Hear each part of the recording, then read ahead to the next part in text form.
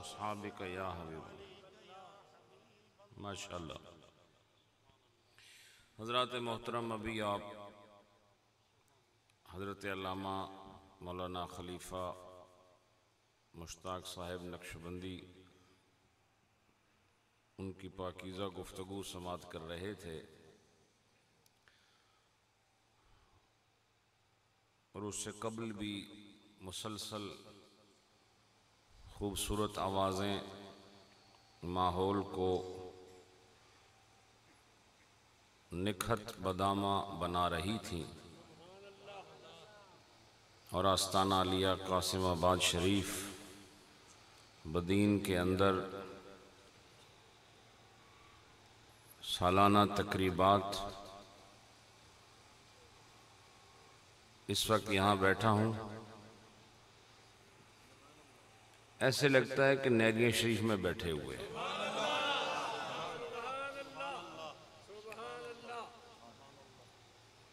और इसमें कोई शक नहीं है कि ये वो आस्ताना है जिसमें रहने वालों को अपनी निस्बत पर फ़ख्र महसूस होता है।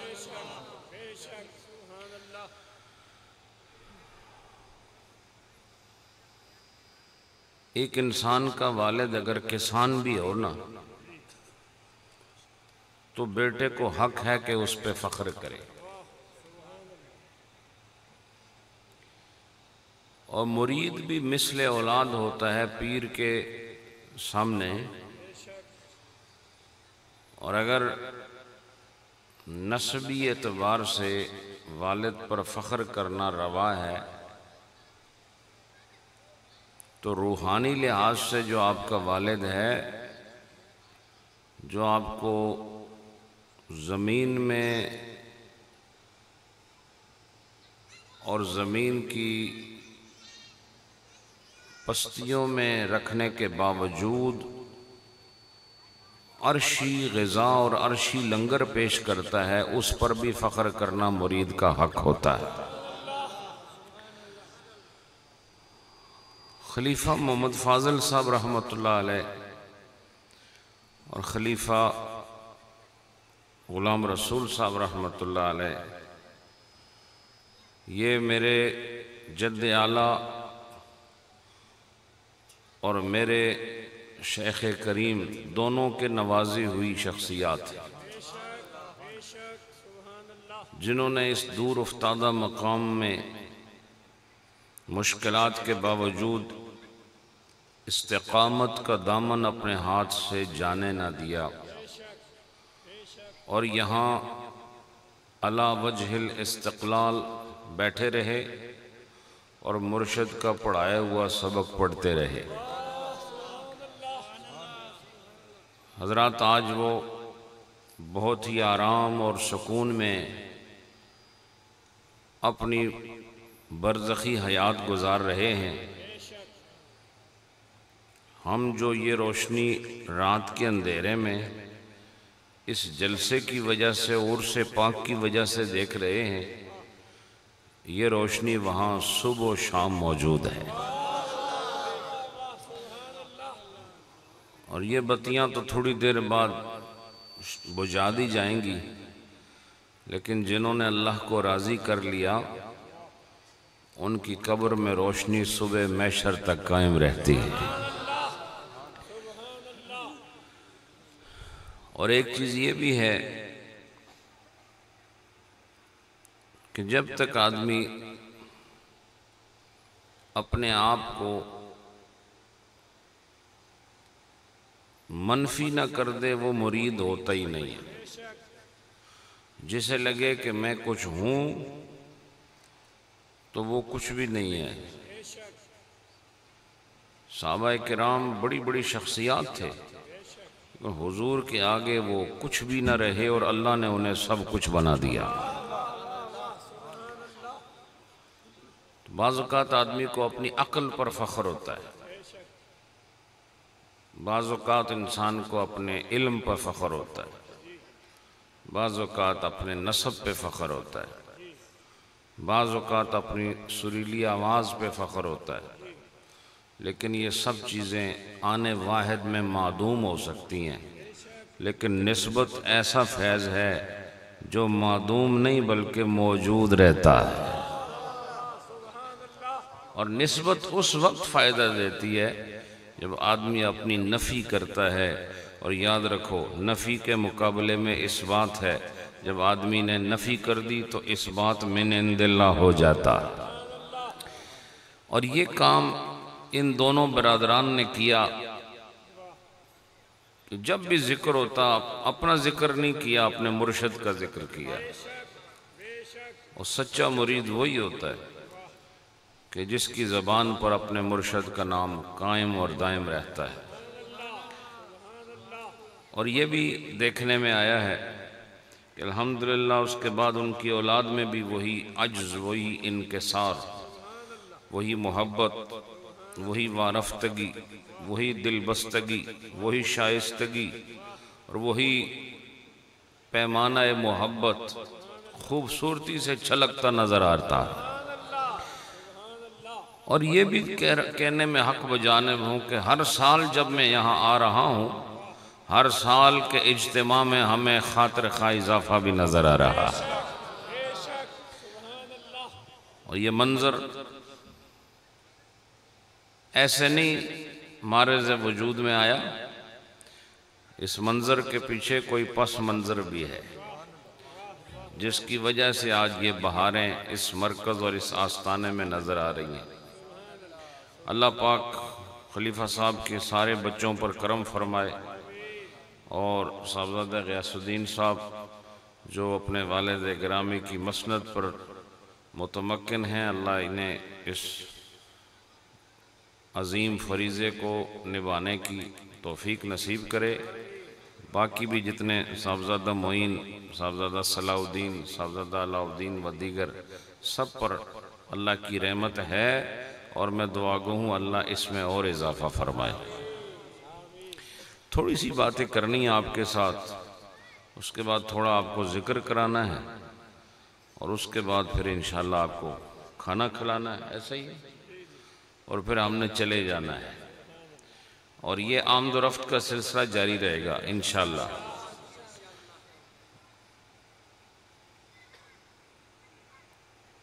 पहले मैंने कुछ और मौजू का इंतखाब किया था कि आपके सामने कुछ बयान किया जाएगा। जब मैं आ रहा था यहाँ रास्ते में कि यहाँ बैठे बैठे और आँख बदले और मौजू भी बदल गया। हजरात,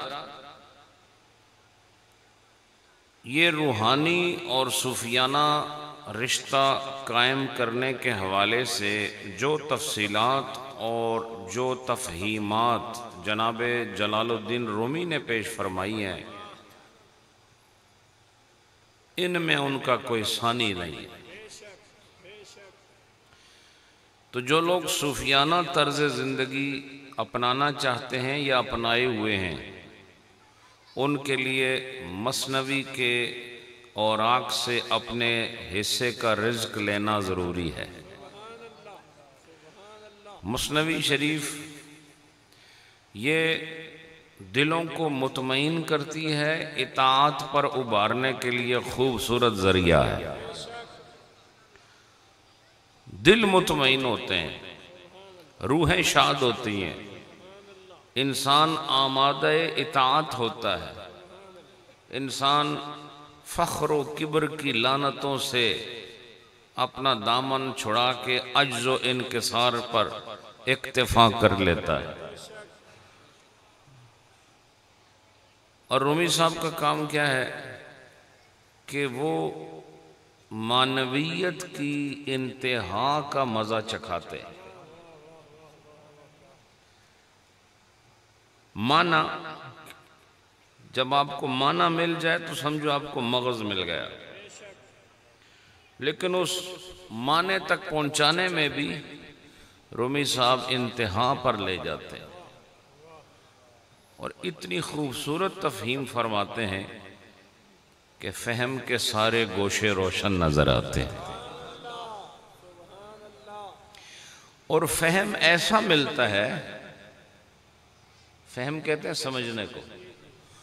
फहम ऐसा मिलता है कि इंसान फहम के मिलने से फ़हीम बनता है, और उस फ़हीम बनने के बाद उस मंज़िले फ़हम में तरक्की के बाद वही इंसान सिर्फ फ़हीम नहीं रहता बल्कि मुफ़हिम भी बन जाता।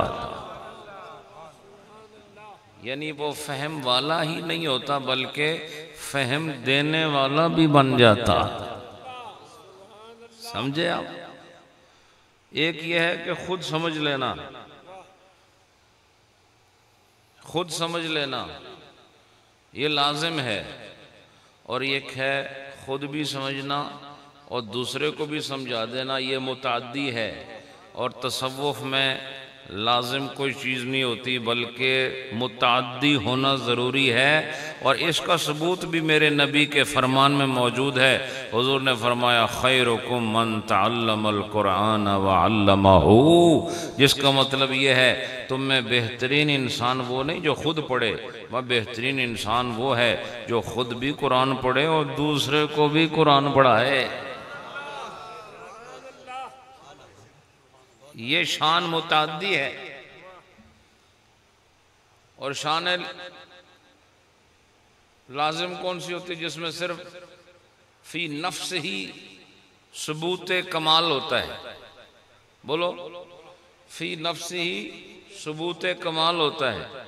लेकिन मुताद्दी क्या होता है कि फी नफ्स ही सबूत कमाल भी होता है, लेकिन फी नफ्स गैर ही में भी वही फैज़ नज़र आता है, दूसरे तक भी वो खैर मुंतकिल होती है।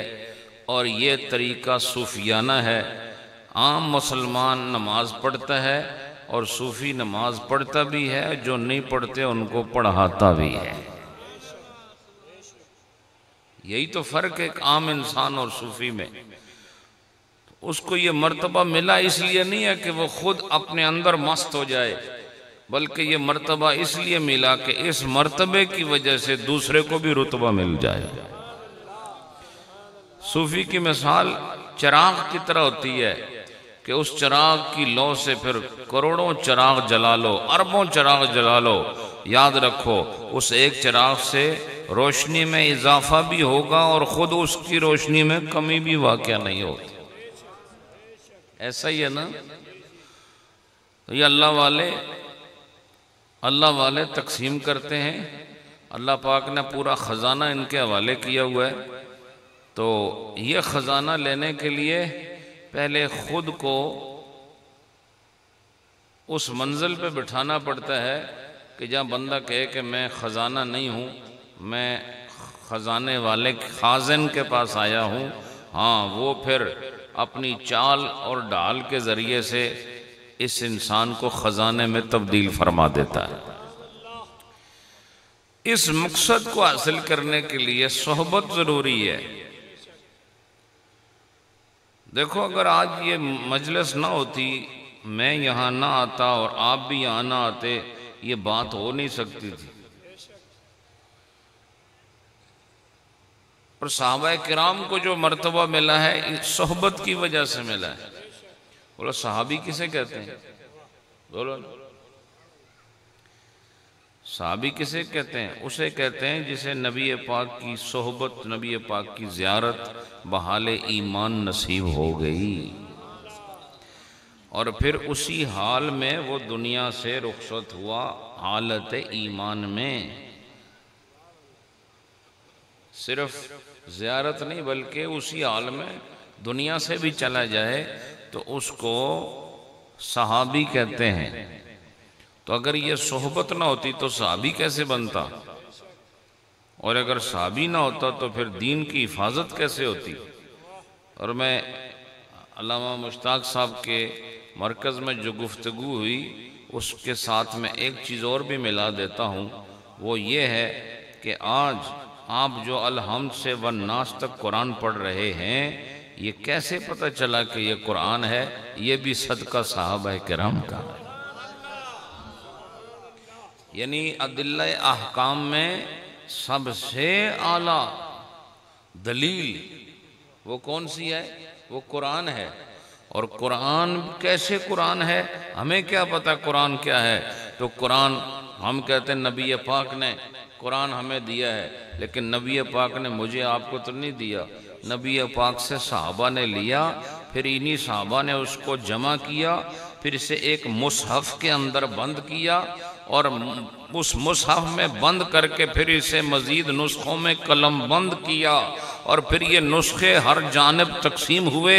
और आज जो कुरान के कुरान होने पे फ़ख्र कर रहे हैं, याद रखो ये सदका भी उस जमात सहाबा का है जिन्होंने लफ्ज़ खुदा की भी हिफाजत की है, लफ्ज़ मुस्तफ़ा की भी हिफाजत की।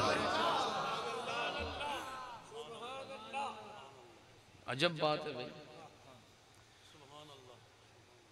कुरान भी सहाबा की रिवायत से साबित है और हदीस भी सहाबा की रिवायत से साबित है। तो फिर आपका पूरा दीन तो सहाबा पर मौकूफ है भाई। दीन किस पर मौकूफ है? दीन मौकूफ है कुरान और सुन्नत पर। और कुरान और सुन्नत कहाँ से आए हैं? वो सहाबा की जमात के ज़रिए से आए हैं। तो पता चला कुरान और फरमान रसूल दोनों ये हमारे पास सहाबा के ज़रिए आए हैं, और ये ना हो तो पूरा दीन फना हो जाता है। तो पता चला अल्लाह पाक ने मुहम्मदुर रसूलुल्लाह सल्लल्लाहु अलैहि वसल्लम को ऐसे सहाबा अता फरमाए कि जिन्होंने पिछली उम्मत की तरह अपने नबी के छोड़े हुए दीन को खल्त मल्त नहीं किया और उसमें अपने मफाद की बातों को रख के बाकी को निकाल नहीं दिया। उन्होंने ना तहरीफ की है, ना तनकीस की है, ना उन्होंने इजाफा किया है। ये सहाबा किराम वो जमात हैं कि अल्लाह पाक ने सारे नबियों में से ऐसे यार किसी को ना दिए जैसे यार मुस्तफ़ा को अता फरमाए।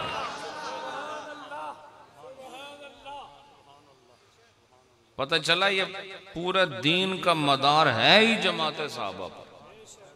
अभी जो मैंने आयत पढ़ी कूनू मा सादिकीन, ये अल्लाह का कलाम है। बोलो किसका कलाम है? अल्लाह का कलाम है। हमें कहाँ से पता चला?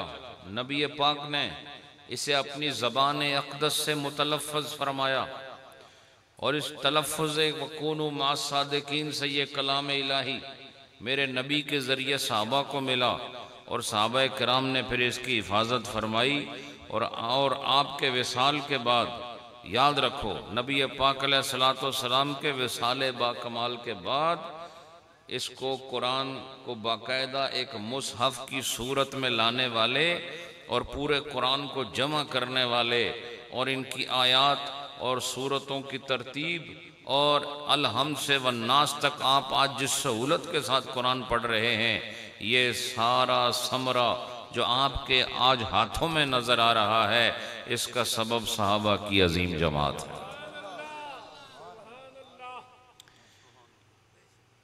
तो मेरा जो मौजू है वो ये है कि सोहबत के बगैर बात बनती नहीं। इसलिए अल्लाह ने फरमाया कूनू मा सादिकीन, आप लोग सोहबत इख्तियार करो, उन लोगों के साथ हो जाओ जिनको अल्लाह ने सादिकीन फरमाया है। वो लोग जो सच्चे लोग हैं। और सच्चे लोग कौन होते हैं? सिर्फ वो नहीं जो ज़बान से सच बोलें। सच्चा वो इंसान होता है जो खुदा के हर हुक्म की पाबंदी करता है, वो सच्चा इंसान है।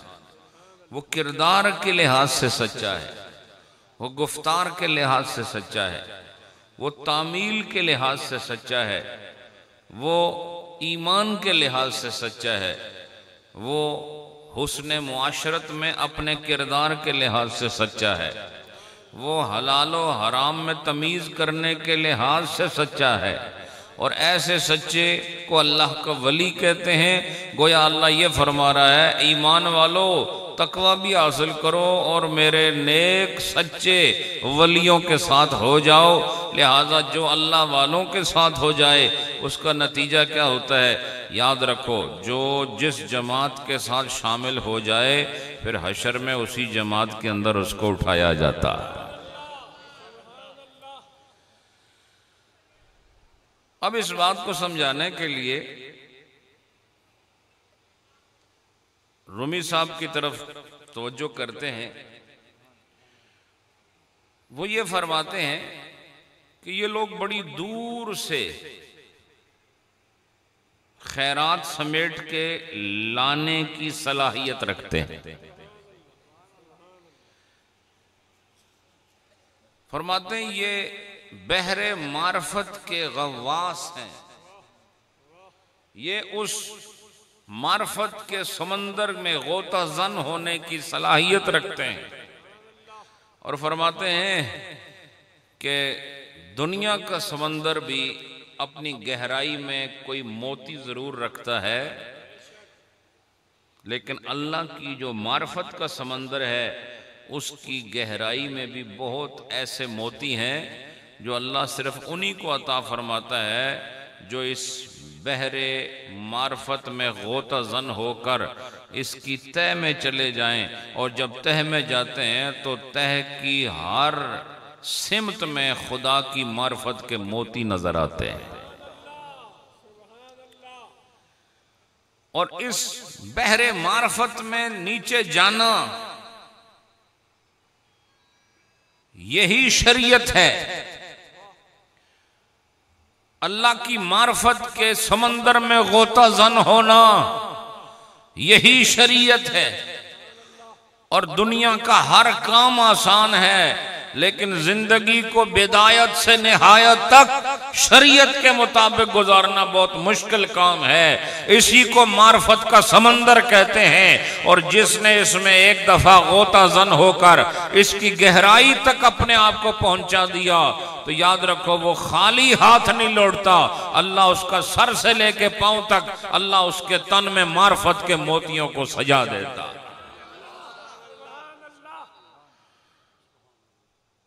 तो फरमाया कि अल्लाह वाले कौन हैं? ये गहराई में जाते हैं, गहराई में जाते हैं हजरत। वयबीतून लिरब्बिहिम सुज्जदन व क़ियामन। क्या मतलब है इसका? ये गहराई है ना, बोलो ना, ये वो गहराई नहीं है जिसमें आदमी को नीचे जाना पड़े। और फिर मैं आपको एक बात बताऊं कि आप रोज नमाज पढ़ते हैं, लेकिन सूफी जब नमाज पढ़ता है उसको पता होता है कि जब वो खड़ा हो तो वो इस बात को जान रहा होता है कि थोड़ी देर बाद मैंने गहराई में जाना है, थोड़ी देर बाद मैंने गहराई में जाना है। और वो क्या है? वो सजदा है, बोलो ना, वो सजदा है। और रात के वक्त जब सारी कायनात महवे आराम हो और कहीं से आवाज भी नहीं आ रही, उस वक्त उठ के इंसान दो आलम से बेनियाज होकर रब के हुजूर हाजिरी पेश करे, इसी को गहराई कहते हैं। और जो दुनिया की मनफियत के मुकाबले में आखिरत के नफ़े को मुख्तार कर ले, उसी को गहराई कहते हैं। और जो ख्वाहिशात नफसानिया से अपना दामन कुल्लियतन आज़ाद कर ले, इसी को गहराई कहते हैं। और जो मारिफत के इस समंदर में गहराई तक पहुंच जाता है, याद रखो जब वो वापस आता है तो उसके सर पर विलायत का ताज सजा नजर आता है।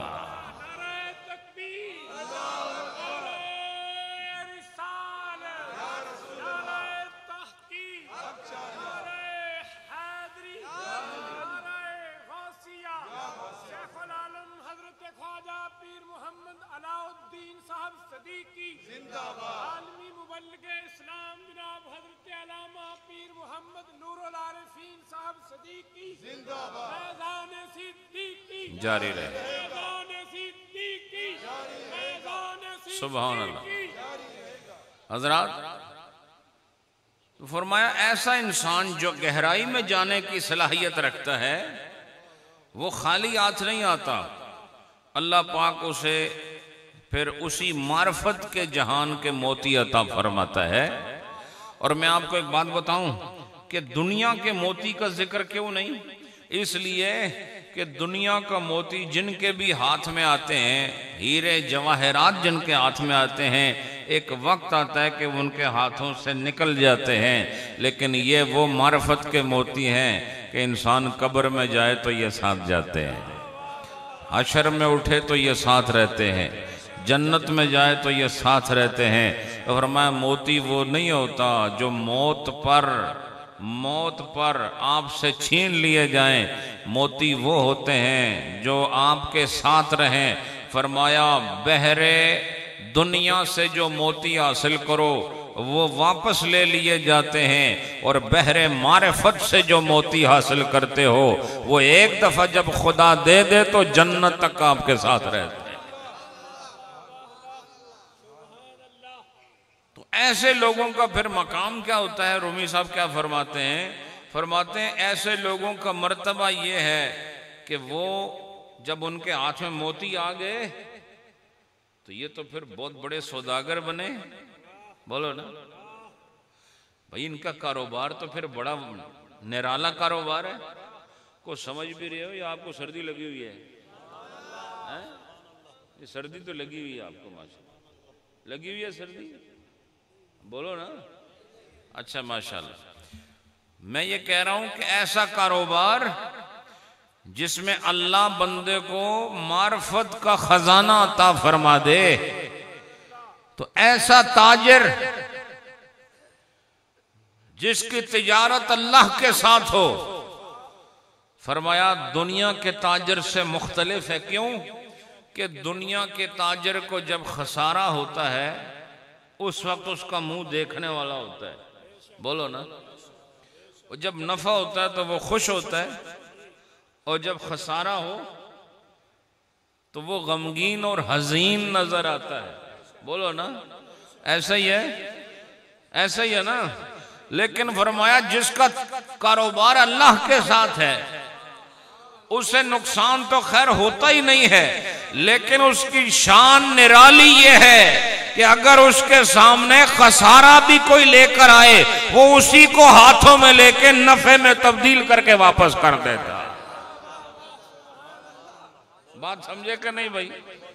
फरमाया ऐसा इनकलाब कहीं और नजर नहीं आएगा। इनकलाब पलटने को कहते हैं, किसी शय को तब्दील कर देना, इसको इनकलाब कहते हैं। फरमाया जो दुनिया का ताजर है जब उसे नफा होता है तो वो नफा होता है, जब उसे नुकसान होता है तो वो नुकसान होता है। लेकिन अल्लाह वाले ताजर, इनका मकाम ये है कि अगर इनकी बारगाह में कोई खसारा लेकर आ भी जाए, ये उस खसारे की माहियत को, उसकी फितरत को तब्दील करके खसारे को भी नफे की सूरत दे के लौटा देते हैं। समझे कि नहीं? अब इसकी तफहीम चाहिए, बोलो, समझाने की जरूरत है। इसका मतलब यह है कि वो इंसान जिसने रब को पहचाना नहीं, बताओ वो नुकसान में है या फायदे में है? सारे बोलो भाई। जिस आदमी ने सेहत के बावजूद, सहूलत के बावजूद, बेदारी के बावजूद नमाज अदा नहीं की, बताओ ये नफे में है या खसारे में है? बोलो ना। जिस आदमी ने सेहतमंद होने के बावजूद माह रमजान में रोजे ना रखे, ये नफे में है या खसारे में है? ये खसारे में है। और वो आंख जो सिर्फ अपने नुकसान पर रोती रही, लेकिन कभी याद इलाही में उसको रोना न आया, कभी इश्क मोहम्मदी में तर होने का ज़ौक़ न मिला, बताओ ये आंख नफ़े वाली है या खसारे वाली है?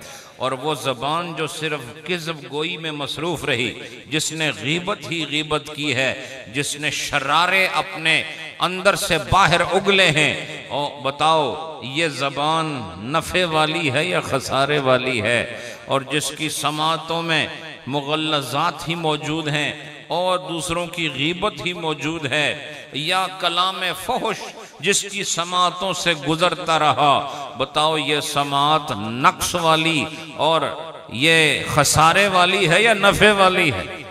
ये भी खसारे वाली है। पता चला कि ये तो सर से लेके पांव तक खसारा ही खसारा है। ये सर में भी खसारा, जबान में भी खसारा, इसके समातों में खसारा है, इसके दस्तों कदम में खसारा ही खसारा है। और रूमी साहब फरमाते हैं ऐसा खसारे वाला जब किसी कामिल ताजर उस ताजर की बारगाह में आ जाए जिसकी तिजारत बंदों से नहीं बंदों के खालिक के साथ होती है, वो ऐसे खसारे वाले को अपनी सोहबत की तासीर देकर ऐसा अमीर कर देते हैं, सारे खसारे वहीं रह जाते हैं। ये नफे की सूरत लेकर बंदा खुदा बनकर आशिक मुस्तफा बन के लौट जाता। यह है विलायत का असल मकसूद, यह है अल्लाह के वलियों के पास जाने का मुद्दा, और यह है पाकाने उम्मत की बारगाह में हाजिरी का सबब कि वहां खसारे वाले आए तो नफा लेके वापस जाते। अब आप इस शेर को समाप्त करें, और वो शेर तहत लफ्ज में क्या है? ऊज़े कारे बहर, ऊज़े कारे बहर गोहर आवरद, अज़्याहा सूद बरसर आवरद। क्या फरमाया? अल्लाह वाला कौन है कि जो कार कहते हैं, काफ आइन रा, ये गहराई को कहते हैं। बोलो किसे कहते हैं? गहराई को। बहर किसे कहते हैं? समंदर दरिया को कहते हैं। बोलो ना। तो फरमाया ऊज़े कारे बहर, बहर की गहराई से वो गोहर आवारद, वहां से गोहर लेकर आता है। और गोहर याद रखो सतह पे नहीं मिलते, और जो सुस्त और मस्त किस्म का इंसान जो चाहे कि सतह पर मुझे गोहर मिल जाए, वो सारी उम्र तैरता रहेगा लेकिन उसके हाथ कुछ नहीं आएगा। क्यों? कि जो सतह पर रहना चाहे ये इंतहाई सुस्त किस्म का इंसान है, और सुस्ती हमारी शरीयत में रवा नहीं है, और सुस्ती और मस्ती को हमेशा मतरूक रखा गया है, और जिसे मकबूल रखा गया है वो नीचे जाके गहराई से उस मोती को उठाकर लाना है जिसमें मुशक्कत भी होती है, जिद्दोजहद भी होती है। और जो कहें बस मैं जाऊं दरिया के किनारे और ऊपर पड़े हूं, मेरे इस्तकबाल में मोती और उठा कर ले आऊं, तो फरमाया ऐसे सुस्त आदमी की कोई हैसियत नहीं होती। और बाद ऐसे लोग जो कहता पीर साहब दुआ करो सारे काम हो जाएं, ये भी सुस्त किस्म का इंसान है। और पीर साहब जो उसको दिलासा दे दें जाओ तुम्हारे काम हो गए, वो पीर साहब भी सुस्त आदमी है। मैं ये समझता हूँ इस सुस्ती को दूर करने की ज़रूरत है। काम हो या ना हो, खुदा का बंदा बनना ज़रूरी है। मुराद पूरी हो या ना हो, बताओ फराइज व वाजिबात पूरा करने ज़रूरी है कि नहीं? और बताओ मुझे आपका बड़ा महल बने या ना बने, मुसलमान बनना जरूरी है कि नहीं? और आपकी बड़ी बड़ी जमीनें ना हो, सिर्फ रहने के लिए एक झुग्गी हो, फिर भी बताओ मोमिन बनना जरूरी है कि नहीं है? तो यहाँ ईमान को इसलिए नहीं मुतारफ किया गया कि ईमान के पर्दे से इंसान मकान बनाने की कोशिश करे, नहीं, ईमान के जरिए से इंसान बनो। इंसान बने तो खुदा तुम्हें मकान भी देगा, लेकिन यहाँ का मकान यहीं रह जाएगा। अल्लाह ने तेरे लिए जन्नत में मकान तैयार कर रखा। तो क्या आगे क्या फरमाया? अज़्याहा, और जितनी भी खसारे वाली चीजें हैं, ज़ियान खसारे को कहते हैं, और ज़ियान हा में फिर ये जमा जिक्र कर दिया कि तमाम जो खसारे की चीजें हैं, सूद, सूद नफे को कहते हैं। सूद किसे कहते हैं? नफे को कहते हैं। तो फरमाया कि जिन चीजों में ज़ियान है ना, ये उसी में से सूद लेके आ जाते हैं, यानी नफा लेकर आ जाते हैं। ये वो सूद नहीं है जो हराम है, ये लफ्जी माना पेश कर रहा हूं, समझे कि नहीं आप? तो फरमाया नुकसान को जो, अल्लाह अकबर, जो नुकसान को ही नफे में तब्दील कर दे उसे अल्लाह का वली कहते हैं। ये है ना माहियत को बदल देना। और अल्लाह भी ऐसे करता है। अल्लाह पाक गुनाहों को नेकियों में तब्दील फरमा देता है।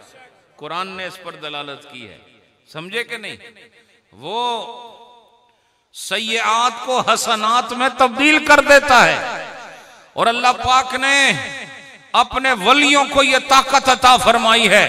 ये जो कहा जाता है कि इज़ारू ज़ुकिर अल्लाह, जब इनको देखो तो खुदा याद आता है, ये इसलिए नहीं कि वो ये सुन के मस्त हो जाएं, बल्कि उनके चेहरों में ये नूर इसलिए रखा गया है, ये कशिश इसलिए रखी गई है ताकि गुमराह उनका चेहरा देखें, उनके कदमों में आए और उनको देखकर जो खुदा याद आया था वो खुदा दिल में बसा सके। अब वो मुरीद कहते हैं पीर साहब को देखो तो खुदा याद आ जाता है, पीर साहब अंदरों खुश हो जाते हैं, भाई मेरी तारीफ हो रही है। जो अल्लाह का सच्चा वली है वो जानता है कि मेरे चेहरे को अगर जाज़िबे नजर बनाया गया है तो उसका सबब यह नहीं कि मैं खुश हो जाऊं, उसके लिए तो यही काफी है कि उसे खुदा ने अपने करीब कर लिया है। समझे कि नहीं? तो फरमाया ये चेहरे की कशिश औरों की इज़ारू का मतलब क्या है? जब वो देखे जाएं, बोलो इज़ारू का मतलब क्या है? जब वो देखे जाएं, यानी जब अल्लाह वालों पर नजर पड़े। तो ये इससे मुराद दूसरे लोग हैं ना, कि दूसरे लोग जब अल्लाह के वली की ज़ियारत करें तो ज़ुकिर अल्लाह, उन्हें खुदा याद आ जाए। इससे पता चला वलियों के चेहरों में ये रौनक इसलिए दी गई है ताकि भटके हुओं को उनकी बारगाह में आने का मौका मिल जाए। क्योंकि कशिश आदमी जब तक महसूस न करे किसी के पास जाता नहीं।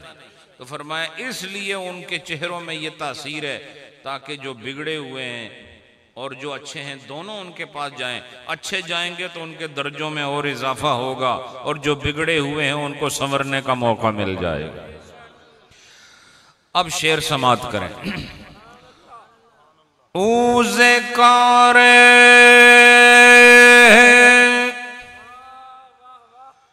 बहर गोहर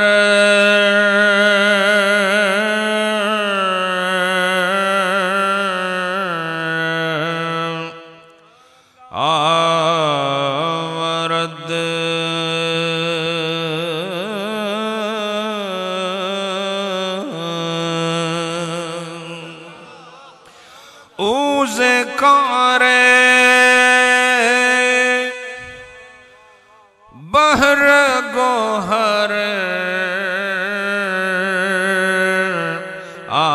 आवर्द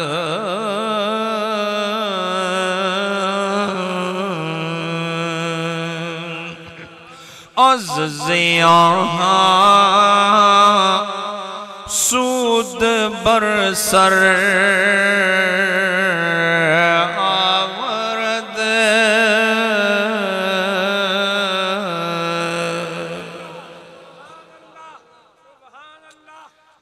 इसके बाद फरमाया एक वो है जो तुम्हारा नुकसान लेके तुम्हें नफा बना के वापस देता है, और एक वो भी है कि जो तुम्हारा नफा लेके उसे नुकसान में बदल के तुम्हारा बेड़ा गर्क कर देता है।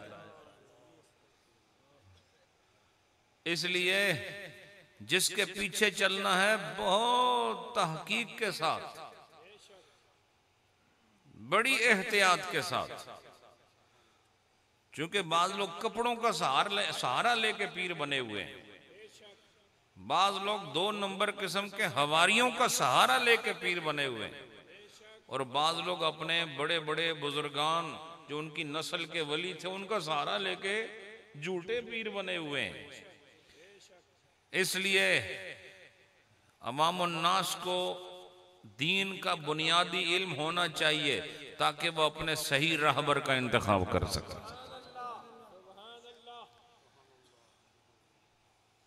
तो रूमी साहब ये फरमाते हैं कि कामिल और नाकिस के दरमियान फर्क समझने की जरूरत है। कामिल कौन होता है? नाकिस कौन होता है? अभी पिछले शेर में बताया। एक उसकी जाती हैसियत है, जाती हैसियत में वो गव्वास से बहरे मारफत होता है और वहां से उस बहरे मारफत के मोतियों का वो ताजर होता है। फिर वो जिसको करीब लाता है मोती देता रहता है। बोलो, उसे सोना चांदी देता रहता है और वो ऐसा सोना चांदी देता है जो मौत पर भी उससे जुदा नहीं होता। उस कामिल की वजह से वो कब्र में भी वो मसरूर रहता है और हशर वाले दिन वो इश्क इलाही में मखमूर रहता है। तो फरमाया कि कामिल कौन है? फरमाया कामिल और नाकिस की खूबसूरत जो ताबीर है वो ये है, फरमाते हैं कि कामिल वो है कि अगर उसके हाथ में मट्टी आ जाए तो वो उसको सोने में तब्दील कर दे। बोलो, कामिल कौन है? कामिल का मतलब वो नहीं जो खुद कामिल है, कामिल उसे कहते हैं जो नाकिस को कामिल करे। ये मैं आपको एक खूबसूरत जुमला मैंने पेश कर दिया है। कामिल कौन होता है? कामिल वो होता है जो नाकिस को कामिल कर सके। और बताओ, मट्टी के अंदर चूंकि नक्श है, बोलो ना, मट्टी के अंदर नक्श है और ये फकीर आपको ये बात बता रहा है कि मट्टी को सोना बनाना यह आसान बात तो नहीं, लेकिन सोना निकलता मट्टी के अंदर से ही है। को बात समझेगा नहीं? इसका मतलब ये हुआ कि आप जब किसी कामिल के पास जाओगे तो ऐसा तो नहीं कि वो आपको आपका टांगे ऊपर करके सर नीचे करके खंगालेगा आपको, नहीं। आप मट्टी हैं, आपके अंदर से आपके अंदर छुपा हुआ सोना निकाल के आपको बताएगा, अरे तू वैसे इधर उधर दौड़ता था, अल्लाह ने सारे खजाने तेरे अंदर रखे।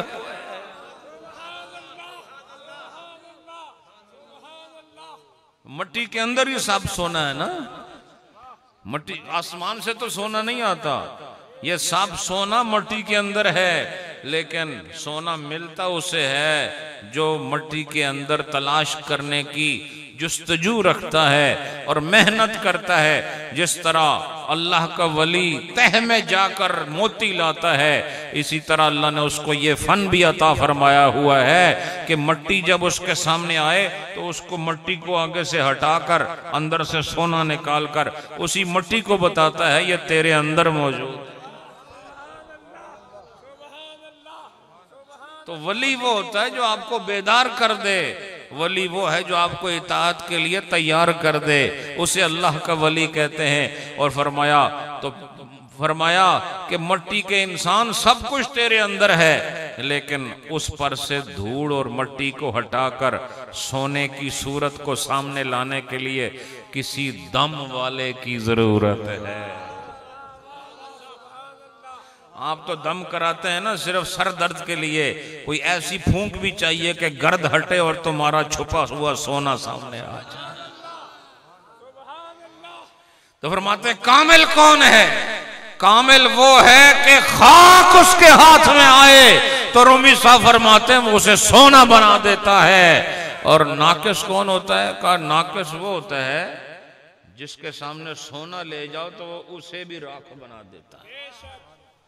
उसके सामने सोना ले जाओ, ये शेर मैंने कई दफा पढ़ा है आपके सामने, और इसलिए पढ़ा है कि ये मजलिस सूफियाना है, यहां फिर इसको पढ़ रहा हूं ताकि आपको समझ आए कि हमारे और आपके रिश्ते का असल मकसद क्या है।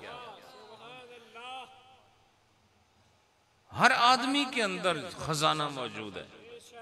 वल्लाह आप जितने लोग यहां बैठे हो, कोई आदमी ऐसा नहीं जिसके अंदर सोने की कान नहीं है। सिर्फ मट्टी ने आप इतना बड़ा पर्दा डाला हुआ है कि आपको अपना सोना ही नजर नहीं आ रहा। तो फरमाया कि जिसके ताल्लुक उन लोगों से हो जाए कि जिनकी फूंक में इतना असर है कि वो मट्टी को हटाकर सोना जाहिर कर सकते हैं, वो लोग जान लेते हैं कि हम आम बंदे नहीं, हम नबी के खादिम गुलाम उम्मती हैं।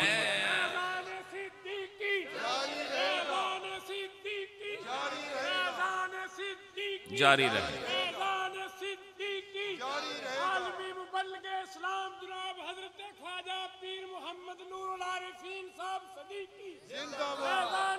सुभान अल्लाह। हजरात, तो फरमाया कामिल का काम क्या है? कामिल का काम यह है कि वो खाक वाले को करीब लाए और सोना उसके हवाले करे। और नाकिस का काम क्या है कि वो उसका माल बटोर के उसे बिल्कुल खाली करके उसे तही दामन करके लौटा दे। यानी नाकिस वो होता है जो आपकी बची कुची पूंजी को भी तबाह कर देता है, और कामिल वो होता है जो आपके सारे नक्स, उन सारे नक्स और आपके जितने उयूब हैं और आपके अंदर जितनी कमजोरियां हैं, उन सब को एक थैले में बंद करके उसे दफा करके आपके अंदर से जो सच्चा मुसलमान है उसकी सूरत निकाल कर आपके सामने रखता है कि ये तेरी असल सूरत है। और वली वो होता है जो आम इंसान को उसकी असल तक ले जाए। तो ये किस तरह फरमाते हैं, जरा मोहब्बत से समाअत करें। कामिल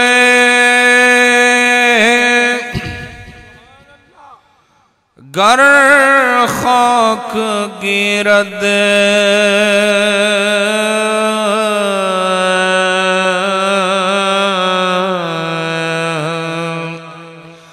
जर शवद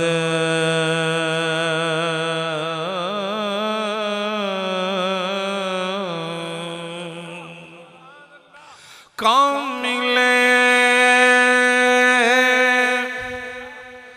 गर खाक गिरद जर शवद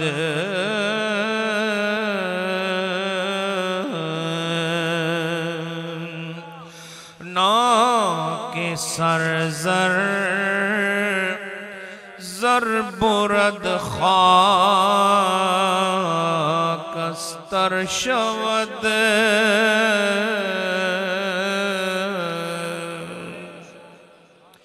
फरमाया कि नाकिस और कामिल का फर्क समझ लो।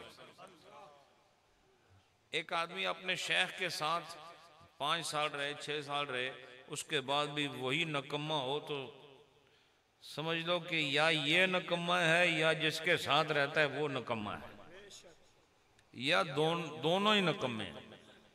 समझे कि नहीं? तो कामिल कौन होता है? सोहबत की तासीर से सारे नक्स इकट्ठे करके उसकी शख्सियत को यानी धूड़ मिट्टी से पाक करके उसके अंदर जो छुपा हुआ सोना है वो उसके सामने रख देते हैं। तो यही हुआ ना, नबी पाक ने भी यही किया। जो जिसके अंदर जो जो सोना छुपा था उनके सामने करके किसी को बताया तुम तो सिद्दीक हो। किसी की मट्टी को झाड़ा तो बताया अरे तुम तो फारूक आजम हो। फिर मट्टी को झाड़ा तो बताया तुम तो ज़ुन नूरैन उस्मान बिन अफ़्फ़ान हो। और असदुल्लाह उनको तो कहा ही बू तुराब है मट्टी वाले। नबी ने उनकी जो कुन्नियत रखी है हजरत अली शेर खुदा की, वो बू तुराब है यानी मट्टी वाला। नबी पाक ने देखा कि वो सहन में आराम कर रहे हैं और जिस्म पर मट्टी लगी, हुजूर ने उनको उठाया, मट्टी हुजूर झाड़ रहे हैं और कह रहे हैं मट्टी वाले। हाँ, तो उधर भी मट्टी झाड़ी तो सारी कायनात को बताया और अली को भी बताया मट्टी झाड़ी है, अरे तू तो अल्लाह का शेर है। समझे कि नहीं? तो पता यही काम होता है कामिलों का कि वो शख्सियत के अंदर छुपी हुई जो असल खैरात है वो उसको समझा देते हैं, ये तेरी कीमत है, ये तेरे अंदर सौदा छुपा हुआ है। और याद रखो इंसान के अंदर जितना बड़ा बाजार है ये दुनिया में और कोई बाजार नहीं है। जैसा मोती जवाहरात से भरा हुआ इंसान, लेकिन उसने कभी वो बक्सा खोला ही नहीं। क्या अजब बात है भाई जो मैं आपको बता रहा हूं। ये सारे बोलो, मैं इसकी एक दलील दे देता हूं। अभी आज रात जब मैं चला जाऊं तो मेरे जाने से लेके फजर की अजानों से पहले तक अगर तुम सब नफल पढ़ना चाहो तो पढ़ सकते हो। नहीं, अगर पढ़ना चाहो तो कोई रोकता है? बोलो ना, पढ़ना चाहो तो पढ़ सकते हो। मेरे जाने से लेकर फजर तक या उसके बाद तक कुरान पढ़ना चाहो पढ़ सकते हो। बोलो ना। किसी आदमी को मदद की जरूरत हो, कोई गिर गया उसे उठा सकते हो? बोलो ना। दिल में गंदा ख्याल आए तो उसको रद्द कर सकते हो? बोलो। किसी से लड़ने का ज़ौक हो और फिर उसको रद्द करके अमन की तरफ आना चाहो तो आ सकते हो? तो जब आप बेशक भी कह रहे हैं, हाँ भी सर भी ला रहे हो 5 किलो का सर, इसका मतलब है सारा खजाना तुम्हारे अंदर बैठा हुआ, ये सारी नेमतें तुम्हारे अंदर छुपी हुई हैं, सिर्फ तुम बक्सा खोलते नहीं ताकि तुम्हें पता चले कि तुम्हारे अंदर अल्लाह पाक ने खैर की कितनी बड़ी मार्केट रखी हुई है, कितना बड़ा बाजार है तुम्हारे अंदर, हर खैर तुम्हारे अंदर मौजूद है। अब रूमी साहब फरमाते हैं, बस मैं एक आध शेर और पढ़ता हूँ, तबीयत में बड़ा ज़ौफ़ है, लेकिन फिर भी बहरहाल जो रब चाह रहा है मैं वही आपके सामने पेश कर रहा हूँ। फरमाते हैं कि जब बंदा इताअत के जरिए, जोहद मुसलसल के जरिए मुसलसल जब शैतान का मुकाबला करे और अपनी ख्वाहिशात को बिल्कुल एक तरफ कर दे और अल्लाह की इताअत को अपना मंशूर हयात बना ले और अल्लाह और उसके रसूल की रजा को दस्तूर जिंदगी बना ले, तो फिर एक वक्त ऐसा आता है कि अल्लाह उसे कबूल फरमा लेता है। बस ये इंतजार है सिर्फ कबूल होने तक। और जब इंसान कबूल हो जाए तो कबूल हुए इंसान को मकबूल कहते हैं। अल्लाह पाक जब इंसान को कबूल कर ले तो कबूलियत के लिए पहले शरीयत का वजूद जरूरी है और कबूलियत से पहले इंसान का अल्लाह की इताअत में अपनी ख्वाहिशात को खत्म करना जरूरी है और कबूलियत से पहले शैतान का मुकाबला करना जरूरी है। और याद रखो, दुनिया में इतना बड़ा जिहाद और कोई नहीं है जितना बड़ा जिहाद नफ्स और शैतान के साथ जिहाद करना है, जो जगह जगह हर आन हर लहजा कदम ब कदम आपको गुमराह करने की कोशिश करता है, नफ्स भी और शैतान भी। और जिस आदमी ने मुसलसल इनके साथ जंग करके इनको मात दे दी है, अल्लाह ने उनकी कबूलियत का ऐलान फरमा दिया कि मैं इन बंदों को अब कबूल कर चुका हूं। तो रूमी साहब ने इरशाद फरमाया कि जब बंदा सीधा हो गया तो वो मकबूल हो गया।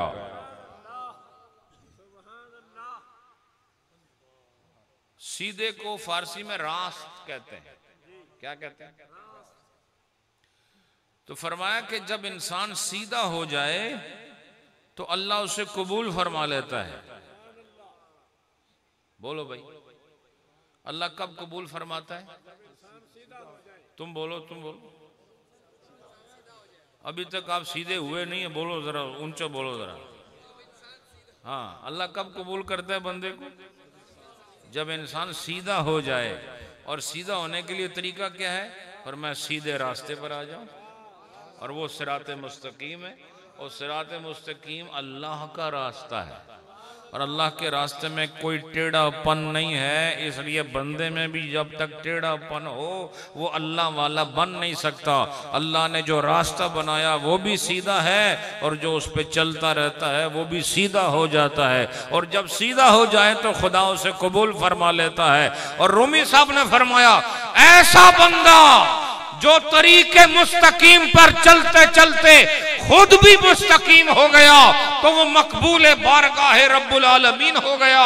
और जब वो मकबूल हो गया तो फरमाया अल्लाह फिर उसको एक नेमत अता फरमाता है। और वो नेमत क्या है कि हर काम में जब वो अपना हाथ बढ़ाता है तो बज़ाहिर वो हाथ उसका होता है, हकीकत में वो खुदा का हाथ बन जाता है। और इसमें भी कोई ताज्जुब की जरूरत नहीं है। क्या हुजूर के हाथ को अल्लाह ने अपना हाथ करार नहीं दिया? बोलो, अल्लाह ने नहीं फरमाया वमा रमैता इज़ रमैता वलाकिन अल्लाह रमा? अल्लाह ने फरमाया ये जो आपने हाथ की हरकत करके कंकरी मारी है, ये अल्लाह ने ये कंकरी मारी है। बोलो, लेकिन नबी के हाथ को अल्लाह ने जो अपना हाथ कहा, ये कसब की वजह से नहीं कहा, बल्कि वो तो इब्तिदाअन बिला कसब, नबी पाक का हाथ असल में खुदा का हाथ है। लेकिन उम्मत ये नहीं कह सकती कि मेरा पैदाइशी मेरे हाथ में ये कमाल है। उम्मत वाले को नबी का तरीका अपनाना पड़ता है और शरीयत पर अमल करना पड़ता है, ख्वाहिशात नफसानी को कत्ल करना पड़ता है और अपनी नफ्स को मारना पड़ता है और नबी की बात को मानना पड़ता है। और जब ये अमल मुकम्मल हो जाए फिर अल्लाह उसके हाथ में ऐसी करामत और ऐसा शरफ पैदा फरमाता है कि जिस काम में हाथ डाले खुदा वो काम पूरा कर देता है। मैंने नहरी शीर के उर्स में ये शेर पढ़ा था 2-4 साल पहले, और हजरत साहब रहमतुल्लाह अलैह के हवाले से मैंने ये बात की थी कि क्या अजब बात है कि उन्होंने मस्जिद शुरू की तो पूरी हो गई, फिर उन्होंने कहा मैंने यूनिवर्सिटी बनानी है। अब पीर और यूनिवर्सिटी ये बहुत मुश्किल चीजें हैं, तो जैसे शुरू की वो मुकम्मल हो गई। फिर उन्होंने कहा अजय भी बस नहीं करनी का, मैंने मेडिकल कॉलेज बनाना है। तो जब शुरू किया मेडिकल कॉलेज बना दिया। फिर कहा नहीं अभी बस नहीं करना, मैंने नूर टीवी को शुरू करना है।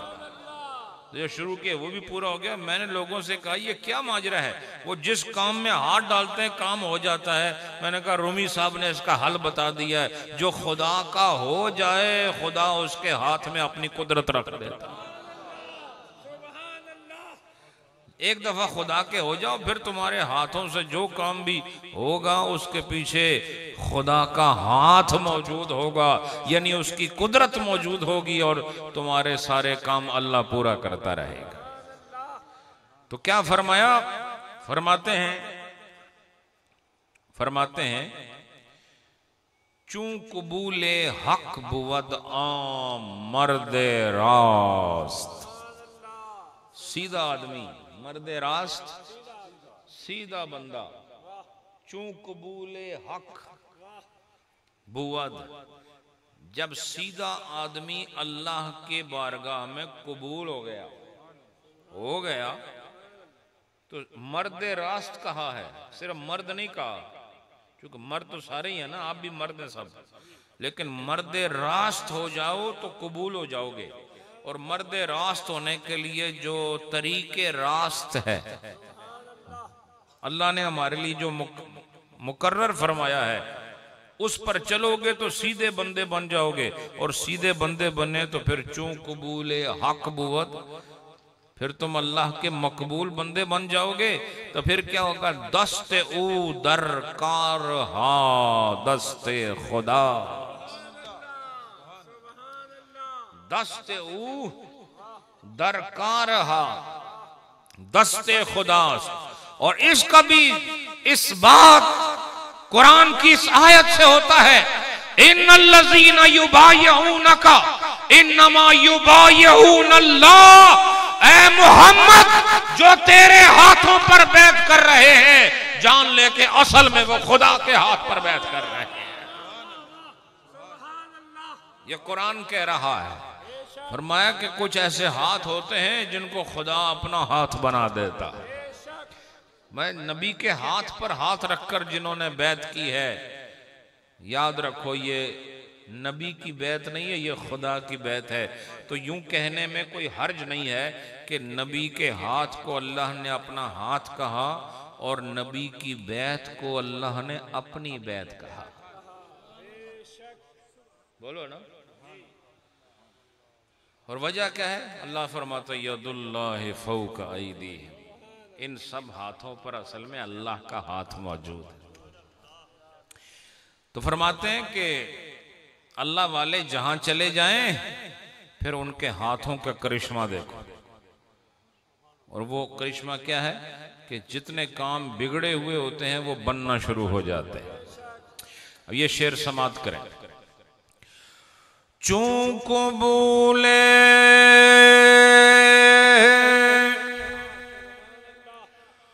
हक बुअद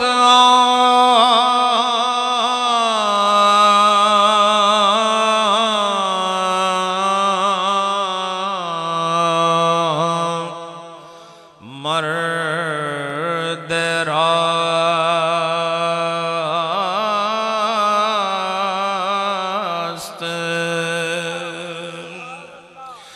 चूक बोले हक बुअद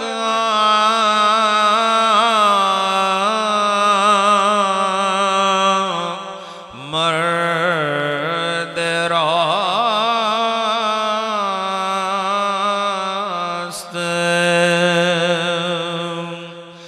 दस्ते उदर करहा दस्ते खुदा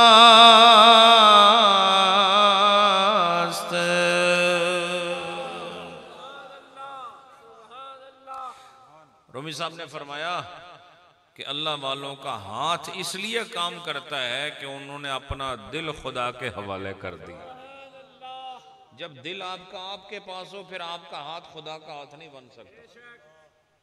नुक्ता दे रहा हूं आप, दिल आपका अगर आपके पास है यानी जो मैं चाहूं हो जाए, जो मुझे पसंद है मिल जाए, जायज ना जायज की तमीज खत्म, बस जो मैं चाहता हूं वो हो जाए, अपने आप को खुश करने के लिए हिल्लत व हुर्मत से बेनियाज हो जाए और जवाज व अदम जवाज से बेनियाज हो जाए, तो भैया दिल तो आपके पास ही है।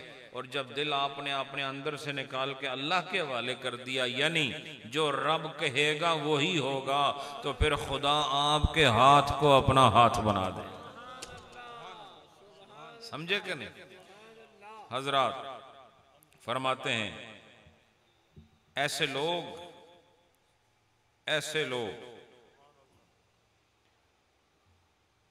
जब मिल जाएं तो फौरन उनके लड़ लग जाओ,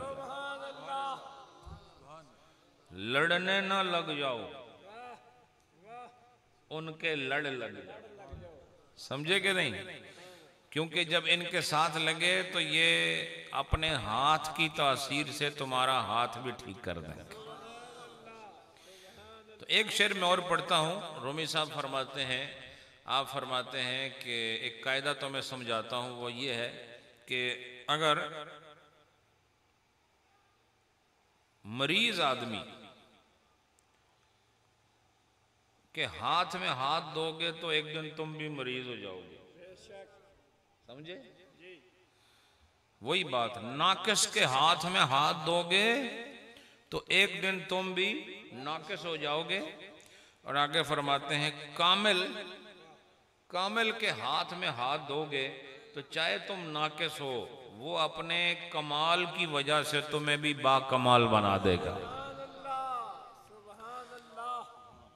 और उसकी मिसाल रूमी साहब जो इरशाद फरमा रहे हैं कि जैसे अच्छे भला इंसान होता है, अच्छे अकीदे का मालिक होता है, बद अकीदा के हाथ लग जाए तो वो बद अकीदा हो जाता है। ऐसा ही है ना?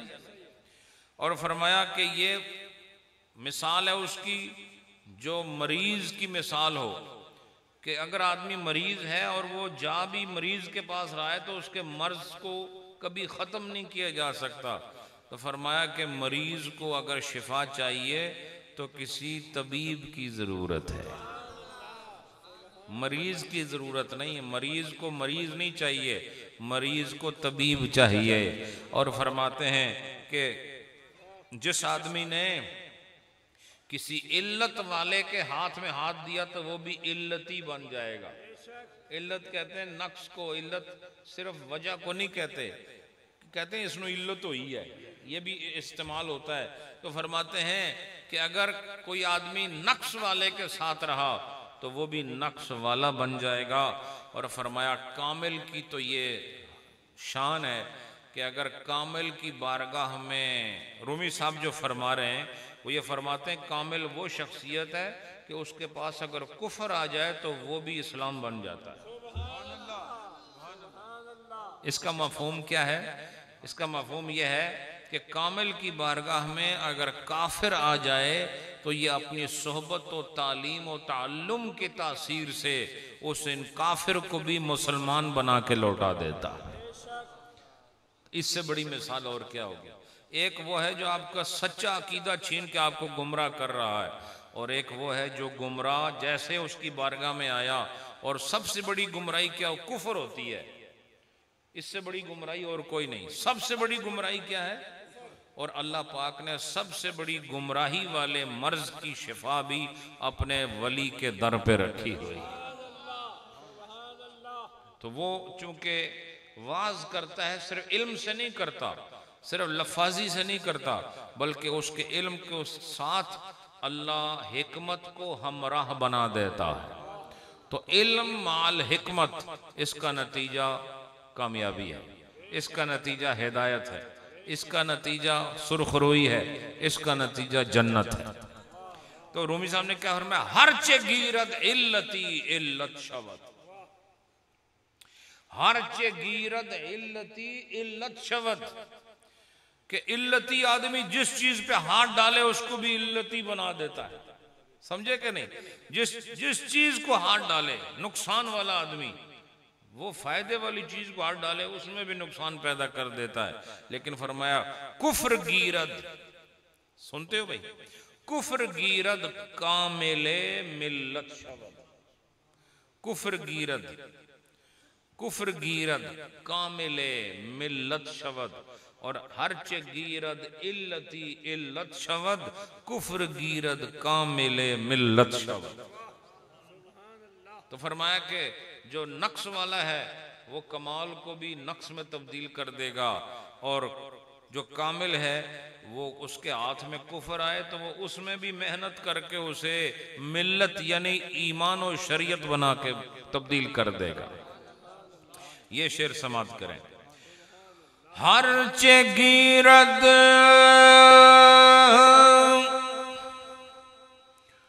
इल्लती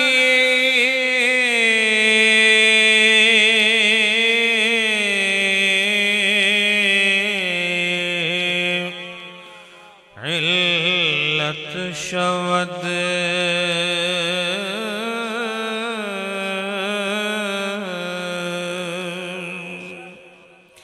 हर चे गीरद इल्लती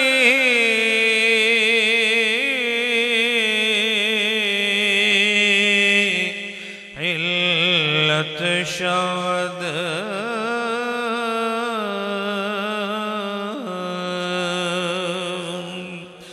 कुफ्र गिरद कामिले मिल्लत शवद,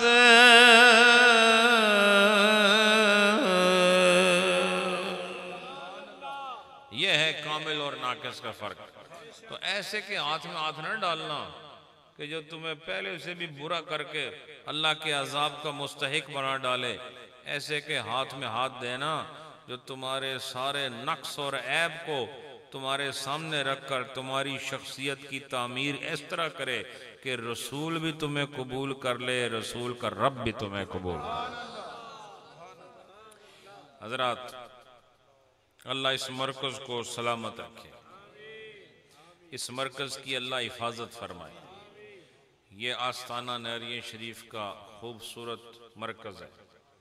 अल्लाह इस ख़ानदान की हिफाजत करे, जो इस आस्ताने पर आता है अल्लाह उसकी हिफाजत करे। अल्लाह पाक आप सबकी खुशियों की हिफाजत करे, ईमान की हिफाजत करे, अकीदे की हिफाजत करे, आपके बच्चों की हिफाजत करे, दुनिया आखिरत में अल्लाह आपकी हिफाजत करे। और यही सबसे खूबसूरत दुआ है कि अल्लाह पाक हमारी आखिरत बेहतर फरमाए। दुनिया गुजर जाती है हजरात, दुनिया गुजर जाती है, मर्ज में हो तब भी गुजर जाती है, हंसते खेलते हो तब भी गुजर जाती है। गुर्बत में 2 रोटी नसीब हो या ना आधी रोटी खाओ तब भी गुजर जाती है, और 20 रोटियां खा के सो जाए आदमी तब भी गुजर ही जाती है। लेकिन असल जिंदगी कौन सी है कि जब तुम दुनिया छोड़ रहे हो तो अल्लाह कहे मैं अपने बंदे से राजी हो गया। और मैं ये अक्सर कहा करता हूं कि बंदों को राजी करना मुश्किल है, रब को राजी करना आसान है। बंदे बार बार छोटी छोटी बातों पे नाराज हो जाते हैं, और अल्लाह वो वासिउल मग़फ़िरा, कौन है वो? हाँ, वो तो वुसअत वाला है, वो माफी देने में देर नहीं करता। और नबी पाक ने फरमाया नबी पाक ने फरमाया अल्लाहुम्मा इन्नका अफ़ुव्वुन तुहिब्बुल अफ़्वा, अल्लाह तू तेरी शान है अफ़ुव्वुन होना और तू माफ़ी को पसंद करने वाला है। बंदा तो माफ़ी को नहीं पसंद करता, बंदा तो चाहता है मैं खूब इसको रगड़ा दूं। ऐसे ही है ना, माफ़ी 10-10 आदमी सिफारिशें करते हैं, कहते नहीं अजय जरा इन और नक दे नाल लीकां कढ़ानियां, समझे कि नहीं, और उसको तकलीफें देनी है। लेकिन अल्लाह पाक बंदा थोड़ा सा रो ले, थोड़ा शर्मिंदगी का इजहार कर ले, अल्लाह कहता है जा बंदे मैंने तुझे माफ कर दिया। बड़ी आसानी से बंदा अल्लाह को राजी कर सकता है। ये एक पर्ची आई है, मैं तो समझा कोई मसला किसी ने कोई पूछा होगा। इस पे लिखा है कि वो जो आप पढ़ते हैं हज़रत साहब के अशार और डेरे वसदे रहंदे ने वो पढ़ो। तो मेरी सेहत तो नहीं, लेकिन मैं पढ़ देता हूँ। ओ डेरे वसदे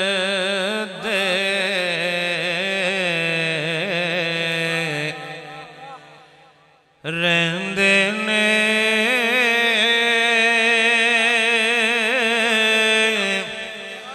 जिथे दिल बर माही वसदा ओ डेरे वसदे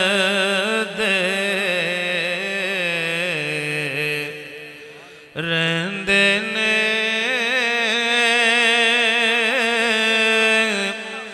जिथे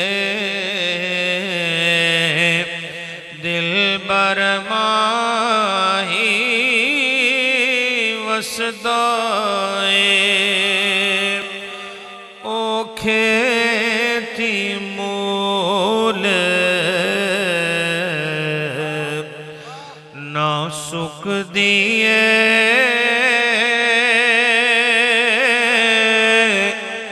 जिथे हंजुआं दा मी वसदा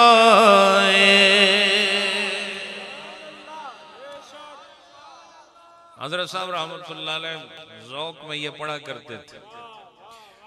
तो एक आप लोग तो सिर्फ इसकी आवाज़ के शहदाई है ना, लेकिन सूफी जब पढ़ता है तो वो आवाज़ के पीछे लफ्ज़ और लफ्ज़ों के पीछे जो माना और माने के अंदर जो इरफान है उस पर नजर रखता है।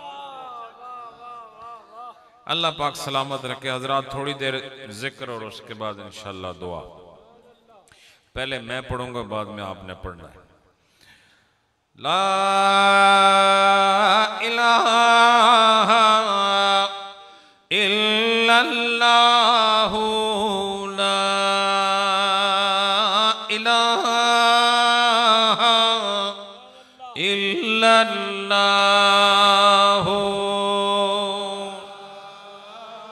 इलाहा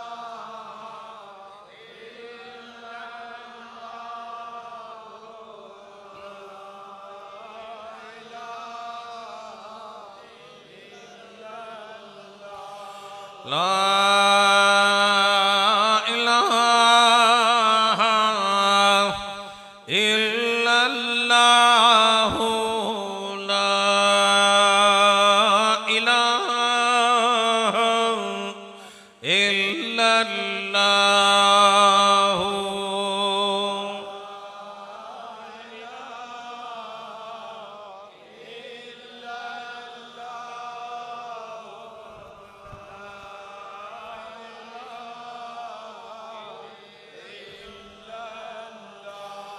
ला इलाहा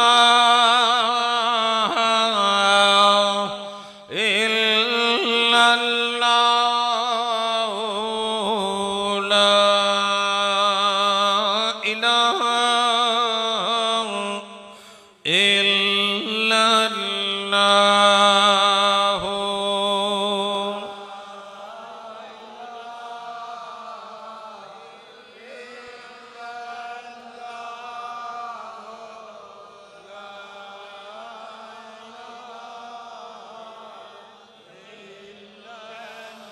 ला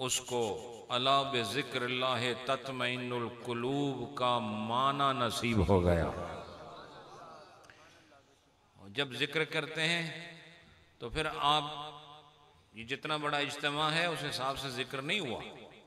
ये तो नहरिया शरीफ के जो मामूल में जिक्र करते हैं उन्होंने जिक्र किया है। आप तो वैसे बैठे हुए हैं, आप एक आस्थाने पर हैं। आपको इसलिए तो नहीं बुलाया कि आप हमें देखें कि हम कैसा जिक्र कर रहे हैं। हम तो मशरिक मगरब में जिक्र करते हैं, हम आपको जिक्र कराने आए थे।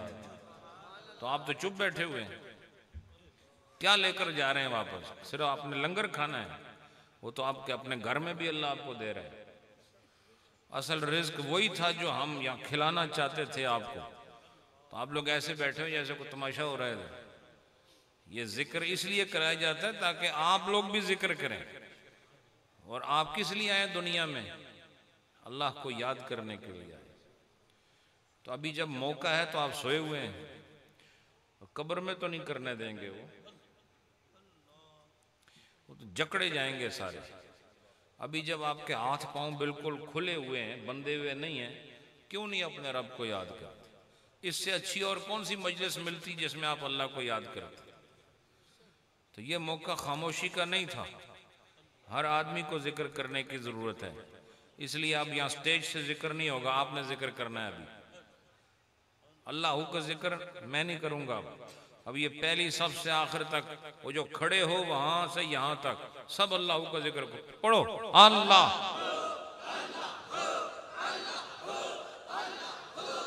सब सारे जिक्र करो,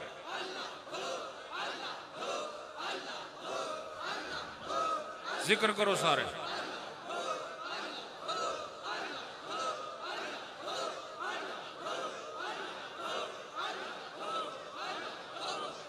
वाह,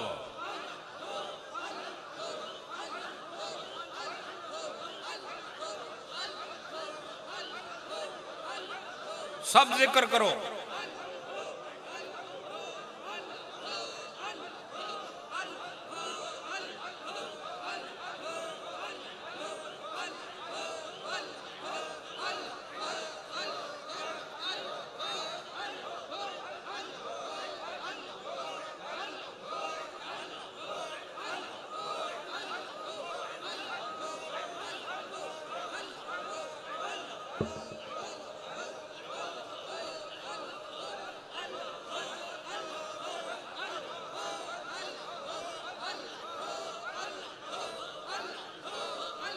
ला इलाहा इल्लल्लाह। अब बोलो, आप जाओगे तो खुशी के साथ जाओगे इंशाअल्लाह। अभी आपकी झोलियां भर गई हैं। जिक्र किया करो खुदा के बंदो। सबसे ज्यादा महबूब खुदा ही है, सबसे ज्यादा प्यारा भी खुदा ही है, और आप पर सारे एहसान भी अल्लाह के ही हैं। तो फिर जिक्र क्यों नहीं करते उसका? तो जब भी जिक्र हो, ये नहीं कि यहाँ हम जिक्र, जहां पर अल्लाह का जिक्र हो जिक्र किया करो। अल्लाह पाक ने ये फरमाया कि मेरा जिक्र किया करो, फज़कुरूनी अज़कुरुकुम, मेरा जिक्र किया करो। अभी आप सब ने जिक्र किया, बोलो आपके दिल को इत्मीनान हुआ कि नहीं? और ये भी देखो, अल्लाह ने भी देखा कि नहीं मेरे बंदों ने मुझे भी अल्लाह हूँ कह के पुकारा है। फरिश्ते जो बैठे हुए हैं आपके कंधों पर, वो भी परेशान थे, ये क्या इधर ऐसे बैठे हुए हैं। अभी आपने जिक्र किया है तो उनके रजिस्टर खुले और उन्होंने खूब लिखा है आपके लिए। इसलिए वो जो दाएं जानिब वाला फरिश्ता है ना, उसको मसरूफ रखा करो, और जो बाएं वाला है उसको सुला दो। ये जो खबे पासे है ना, उसको सुला दो, और जो दाएं तरफ है उसको मसरूफ रखो। और याद रखो, वो मसरूफ रहने में खुश होता है, और वो जो बाएं जाने वाला है वो आराम करने में खुश होता है कि खुदा का बंदा गिरफ्तार ना हो। और दाएं वाला खूब लिखने में खुश होता है कि खुदा का बंदा ऐसे ही करता रहे ताकि मेरा कलम चलता रहे। इसलिए खूब अल्लाह का जिक्र किया, जब भी मौका मिले अल्लाह का जिक्र किया करें। अल्लाह पाक सलामत रखे। मैं बैत के कलेमात पढ़ रहा हूँ। जो लोग सिलसिला आलिया नक्शबंदिया में बैत होना चाहते हैं, मैं कलिमात पढ़ रहा हूँ, आप मेरे साथ मेरे पीछे पढ़ें। बिस्मिल्लाहिर्रहमानिर्रहीम। अशहदु अल्ला इलाहा इल्लल्लाहु वहदहु ला शरीक लहू व अशहदु अन्ना मुहम्मदन अब्दुहु व रसूलुहु।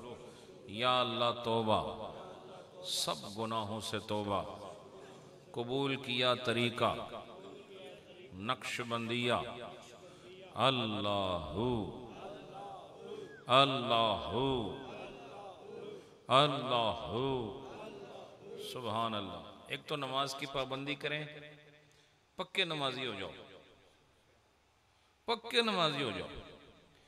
और उसके बाद हर नमाज के बाद 100 बार या हफीज़ो पढ़ो, और दिन या रात या शाम जब भी मौका मिले 313 बार जो दुरूद शरीफ आसान लगे वो भी पढ़ लिया करो। कितनी बार? 313 बार दुरूद शरीफ पढ़ो। और हर नमाज के बाद क्या पढ़ना है? 100 बार पढ़ना है। अल्लाह पाक सलामत रखे। अल्हम्दुलिल्लाह रब्बिल आलमीन, अस्सलातु वस्सलामु अला मुहम्मदिन व अला आलिहि वसहबिहि अजमईन। परवरदिगार, आज की ये मजलिस जिसमें 58 कुरान पाक और 87,000 दुरूद शरीफ, 75 मरतबा सूरह यासीन, सूरह रहमान, मुज़म्मिल, सूरह मुज़म्मिल और दीगर मुतफर्रिक सिपारे, ये जो कुछ पढ़ा गया है, जो साहब ने पेश किया, अल्लाह और इस मजलिस को, इसमें जो पकाया गया लंगर है उसको अल्लाह अपनी बारगाह में कबूल फरमा। या अल्लाह, ये उर्स पाक की सालाना महफिल है, इसमें जितने लोग आए हैं अल्लाह इनको बामुराद वापसी अता फरमा। अल्लाह, ये खाली झोलियाँ लेकर आए हैं, इन्हें भरी हुई झोलियों के साथ वापसी अता फरमा। अल्लाह, इन सबको दीन में फरावानी अता फरमा, इन्हें शरीयत के अहकाम पर अमल की तौफीक अता फरमा। अल्लाह, सबको पक्का सच्चा नमाजी बना दे, सबको पक्का सच्चा उम्मती नबी का बना दे। अल्लाह, सबकी नेक मुरादें पूरी फरमा। अल्लाह, जो मुश्किलात में मुश्किलात काफूर फरमा। अल्लाह, जो ला औलाद हैं उन्हें औलाद की नेमत से माला माल फरमा, और औलाद वालों को औलाद, जितने भी वालिदैन हैं उनको अपनी औलाद की खुशियाँ नसीब फरमा। जो मरीज़ हैं या शाफी, तमाम मरीज़ों को सेहत अता फरमा। रब्बुल आलमीन, इस आस्ताने पर और साहिबान मज़ार की बारगाह में जो लोग हाजिर होते हैं अल्लाह उनकी मुरादें पूरी फरमा। जो यहाँ खिदमत करते हैं अल्लाह उनकी खिदमत कबूल फरमा। रब्बे कायनात, इस मरकज़ को हर बुरी नज़र से महफूज फरमा, इसको अबदुल आबाद तक कायम और दायम रहना नसीब फरमा। बाबा जी साहब की, शेखुल आलम की निगाह शफ़क़त हमेशा इस पूरे ख़ानदान पर कायम और दायम फरमा। रब्बुल आलमीन, ये जितने लोग उर्स पाक की महफिल में आए हैं अल्लाह सबकी दीन दुनिया कब्र व हशर कामयाब फरमा। अल्लाह, इनके घरों में जो बच्चियां हैं, बहनें हैं, अजवाज हैं, माएँ हैं और जुमला मस्तूरात हैं, अल्लाह उनकी ईमान की हिफाजत फरमा। इलाहुल आलमीन, उनकी नेक हाजात को पूरा फरमा। उर्स पाक की तकरीब में जितने भी हमारी बच्चियां बहनें आई हैं, माएँ आई हैं, अल्लाह उनकी भी नेक मुरादें पूरी फरमा। रब्बे कायनात, इस खूबसूरत प्रोग्राम में जो कुछ पढ़ा गया, जो इसाले सवाब के लिए पेश किया, जो हमने अभी जिक्र किया, और जो वाज हुआ, जो कुरान की आयात बयनात तिलावत की गई, हुजूर की बारगाह में जो हदाया अशार की सूरत में पेश किए गए, करीम रब सबको अपनी बारगाह जलीला मुकद्दसा में कबूल फरमा।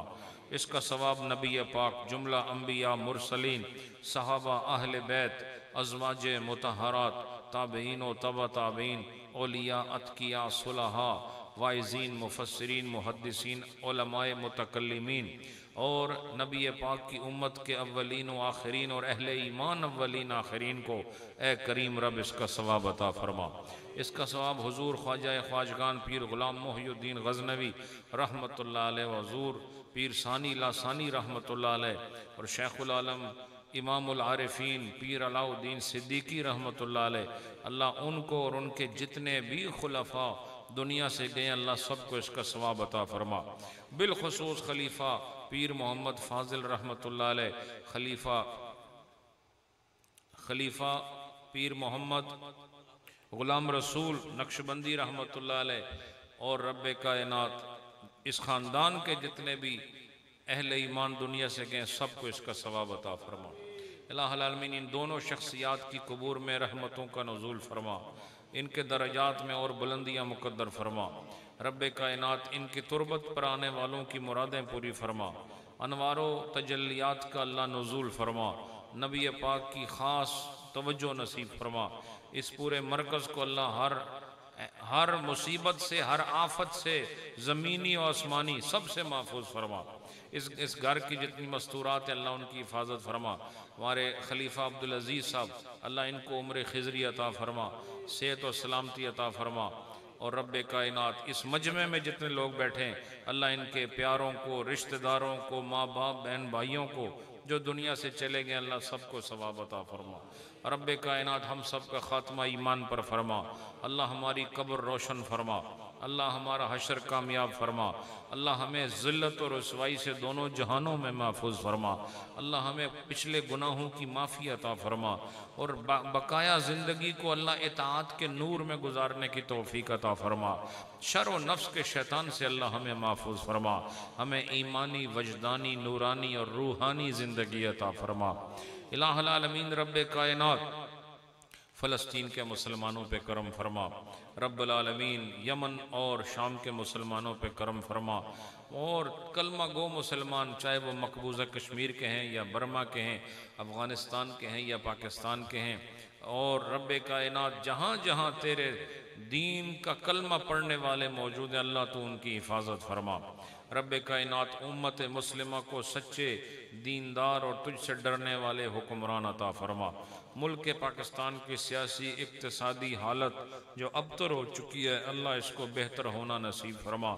और जितने यहाँ पर कमी है, कमज़ोरी और ख़ामी है इंतज़ामी लिहाज से, इक्तिसादी लिहाज से, दीनी लिहाज से, दुनियावी लिहाज से, अल्लाह इन सब उमूर में तू हमारी गैबी मदद और दस्तगिरी फरमा। रब्बना रब्बना तक़ब्बल मिन्ना इन्नका अंतस समीउल अलीम व तुब अलैना इन्नका अंतत तव्वाबुर रहीम बिरहमतिका या अरहमर राहिमीन।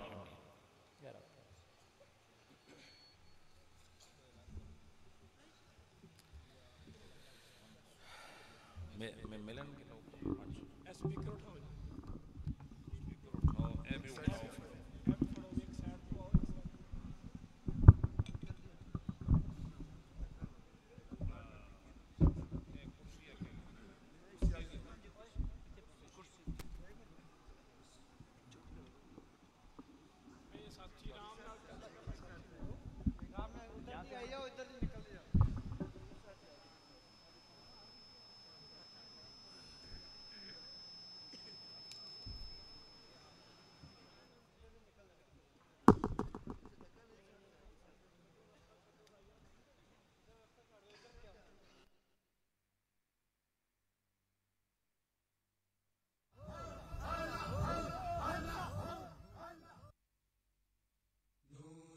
गुलशन सजाया पीर अलाउद्दीन ने, नूर का गुलशन सजाया पीर